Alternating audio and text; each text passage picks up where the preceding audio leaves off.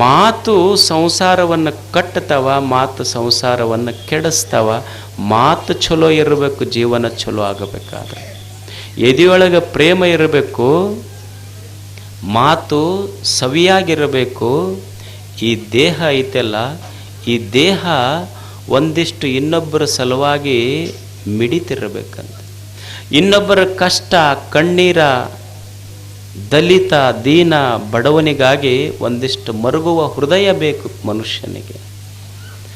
ಇನ್ನೊಬ್ಬರ ಕಷ್ಟಕ್ಕಾಗಿ ಕರಗುವ ಹೃದಯ ಇರಬೇಕು ಮನುಷ್ಯನಿಗೆ. ಯಾಕೆ ಬೇಕು ಅಂದ್ರೆ ಈ ನಿಜವಾದ ಜೀವನದ ಸಾರ್ಥಕತೆ ಏನು? ಭಾಳ ಮಂದಿ ಕೇಳ್ತಿರ್ತಾರೆ ನೋಡ್ರಿ. ಏನು ಅಂದ್ರೆ what is the purpose of life ಅಂತ ಕೇಳ್ತಿರ್ತಾರೆ ಭಾಳ ಜನ. ಏನು ರೀ ಜೀವನದ ಉದ್ದೇಶರೇ ಏನು? ನಾವು ಬಂದೀವಲ್ಲ ಈ ಜಗತ್ತಿಗೆ, ಏನು ಮಾಡಿ ಹೋಗಬೇಕು ಅಂತ. ನೀವು ನೋಡಿ, ಈ ಜಗತ್ತಿಗೆ ನಾವು ಬಂದೀವಲ್ಲ, ಈ ಜೀವನದ ಉದ್ದೇಶ ಏನು ಅಂದ್ರೆ ಏನೂ ಇಲ್ಲ. ಇಲ್ಲಿ ಒಂದು ತಿಳ್ಕೊಬೇಕಾಗೈತಿ. ಈಗ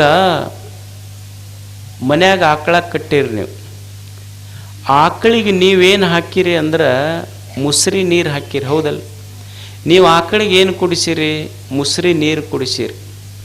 ಮುಸ್ರಿ ನೀರು ಕುಡಿಸಿದ ಆಕಳ ಮನುಷ್ಯನಿಗೆ ಹೇಳ್ತೈತಿ, ಮನುಷ್ಯನೇ ನೀನು ನನ್ನ ತಟ್ಟಿಯೊಳಗೆ ನೀನುಂಡ ಮುಸ್ರಿ ನೀರು ಹಾಕಿರ್ಬೋದು.